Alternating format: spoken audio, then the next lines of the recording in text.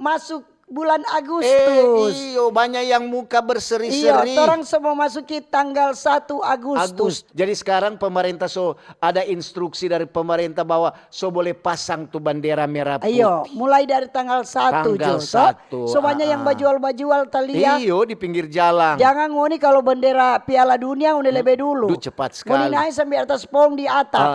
Serta bendera merah putih ngoni malas-malas mempasang. Tuh hari untuk ada pasang bendera di kelima. Dia bilang tuh ngana dok kalau 17 Agustus nanti tanggal 6 baru ngana pasang. Ini belum Piala Dunia ngana pasang 5 negara. Banyak loh yang begitu. Iyo. Masa kok kalau Piala Dunia cepat-cepat serta mau hari kemerdekaan pemalas. Aduh di mana suatu bendera itu taruh di mana? Banyak-banyak alasan. Kok dapat bendera sudah mau setrika nyanda.